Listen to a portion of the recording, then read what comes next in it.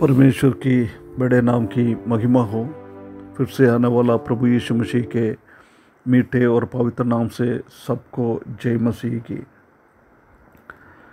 फिर से एक बार और ये सुबह के टाइम परमेश्वर की वचन के साथ थोड़ी टाइम प्रभात मनन में आकर मनन करने के लिए परमेश्वर ने एक और अवसर हमारे जीवन में दिया है। इसलिए परमेश्वर को बहुत बहुत धन्यवाद करता हूँ। पिछले दिनों में हम उल्पत्ति की किताब 45 अध्याय से कुछ बातें मनन करके आ रहा है। 45 अध्याय का 1 से 8 तक हमने देखा है। उधर हम देख सकता है कि यूसुफ तब अपना भाई लोगों को प्रकट कर रहा है, उसी बात को हमने देखा है। आज हम 9 से लेकर 28 तक आखिरी भाग तक हम देख सकता है कि जोसेफ अपना भाइयों को अपना घर पे भेज रहा है, घर वाले को सबको वापस मिस्र में लेके आने के लिए। उसका 9 से लेकर 15 पद तक हम देख सकता है कि Joseph tells his brothers to go home and to bring their father and find protection from the फामिन।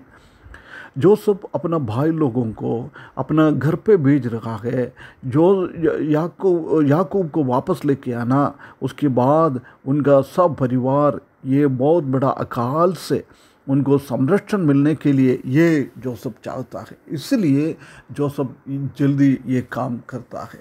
उधर हम देख सकता है कि हम एक बार पढ़ के देखे प्रभु उधर क्या बता रहा है। उल्पत्ति की किताब 45 अध्याय 9 से लेकर 15 पद तक हम पढ़ेंगे, एक एक पद हम पढ़ेंगे। 9 पद, सो शीघ्र मेरे पिता के पास जाकर कहो, शीघ्र जाकर कहो। ये पिछले 22 साल हो गया है, अपना पिताजी को कभी देखा नहीं है, पिताजी इनको भी नहीं देखा है। ऐसी एक अवस्था में अभी पिताजी है, जोसेफ जिंदा है, दोनों जिंदा है, ऐसी मालूम पड़ने से जोसेफ को इतना एक बहुत बड़ा एक आग्रह, एक इच्छा, एक ईगरनेस हम उनका जीवन में देख सकता है कि वो अपना पिताजी के मिलने के लिए कितना इच्छुक था। प्रिय भाइयों बहनों, हमारा स्वर्गीय पिता को हमने भी कभी नहीं देखा है। हमारे हृदय में ऐसी एक इच्छा है, हम हमारा प्रभु से, हमारा स्वर्गीय पिता से मिलने के लिए एक बार हम फर्क कर देखे। हम जानता है कि हमारा पिता जिंदा है, हमारा पिता जानता है हम भी जिंदा है, परंतु ये लोग देखता था ये एक दूसरे को मरा हुआ समझ रहा था। परंतु उसके बाद इतना एक इच्छा, प्रिय भाइयों बहनों, हमारे जीवन में भी ऐसी एक इच्छा होने के लिए परमेश्वर हमको सहायता करे। उसके बाद बोल रहा है तुम जाके क्या करना है, तेरा पुत्र यूसुफ इस प्रकार कहता है, तेरा पुत्र यूसुफ इस प्रकार कहता है। देख, ये मैसेज, ये दूत अपना पिताजी के पास अपना भाई लोगों के द्वारा पहुंचाने के लिए बहुत बड़ा इच्छा जोसेफ के हृदयों में था। जब जोसेफ उनको पिताजी को बोलने के लिए, मैं अभी भी जिंदा हूँ, मैं तुमको देखने के लिए चाहता हूँ, ये एक बहुत बड़ा जब जोसेफ ये बात सुनेगा, जोसेफ के जीवन में कितना आनंदमय होगा।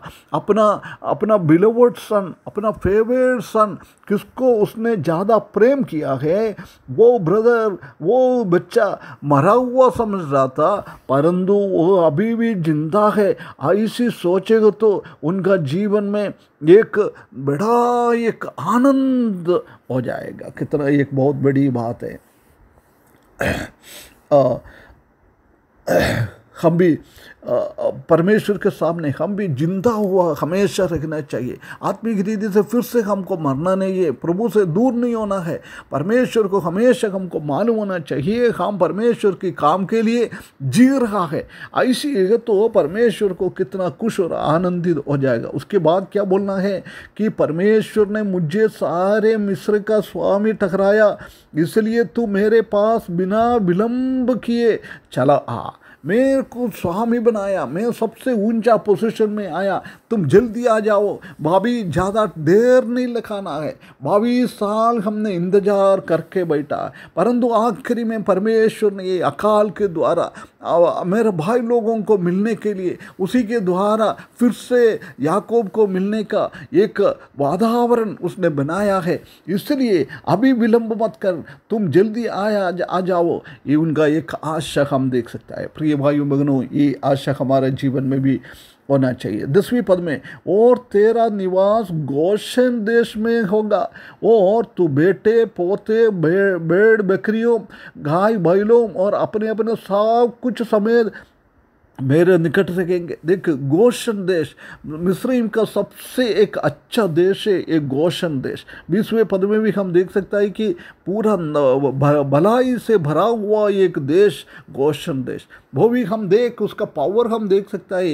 ये बिना फरो से बातचीत करते हुए अभी से डिसाइड किया है अपना भाई लोग कहाँ रहना है। वो मिस्र देश का सबसे अच्छा जगह उसने लिए उसके लिए तैयारी करके रखा है। प्रिय भाइयों बहनों, हमारे लिए परमेश्वर ने 2000 साल से एक जगह बना रखा है। कितना खूबसूरत जगह है, स्वर्ग का सबसे अच्छा वो न्यू जेरूशलेम, नया जेरूशलेम हमारे लिए बना रहा है। वो हमारे लिए तैयार है, एक नया पृथ्वी हमारे लिए तैयार है। एक दिन हम उधर पहुंचेगा। एक धन्य आशा इसी के द्वारा हमको मिलता है। वो तुम्हारा बच्चा पोता भाई बकरी जानवर क्या क्या है सबको लेके आना है, उसी को सबको मैं संभालूंगा और मेरा निकट रखना है। मेरा निकट हमेशा, ये भी हम पिताजी के साथ प्रभु के साथ एक निकट रखने की एक आशा हमारे जीवन में होना चाहिए। और 11वें पद में, और अकाल के जो 5 वर्ष और होंगे उनमें मैं वही तेरा पालन पोषण करूँगा। ऐसा ना हो कि और तेरा घराना वरन जितने तेरे हैं सो फूके मरे। देख, उसी को सबको संभालने का एक इच्छा। मैं अभी 5 साल और है, कल हमने देखा उसी का गंभीरता को।